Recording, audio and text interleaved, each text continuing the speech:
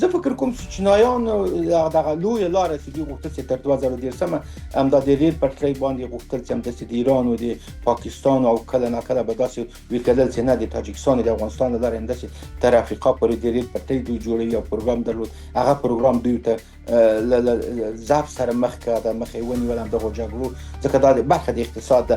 په همدې ډول هم که فکر کړی د بریکس کنفرانس رامنځته سه په ډېر قوت سره دوی غوښتل چې پیسې چاپ کړه، دغه مخنیوی وشو.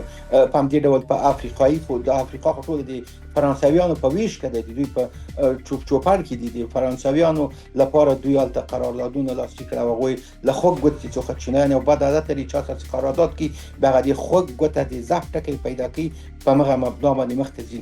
افریقایان هم دې ته اړ کړل چې هغه قراردادونه له دوی سره وشي. د دغو ټولو د مخنیوي په خاطر ځکه چې دا راجداري اوس یا له ښه مرغه یا له بده مرغه دنیا او قطبي د امریکایانو سره ده، دغه ویره دوی محسوسوي. خو یو شی ده چې زه فکر کوم چې د چین دغه غوښنه برخه د مهاجرینو په امریکا کې ژوند کوي، دوی په اقتصاد کې، په ټاکنو کې، په پوهنتونونو کې غټه برخه لري. له دغه څخه زه فکر کوم امریکایان کار اخلي او نه غواړي چې درسته د دې رسنیو پر مبنا به ووایي چې بل ته به اختیارونه ورکړو، خو په لویو ګټو کې زه فکر کوم دوی اوږه په اوږه مخته ځي.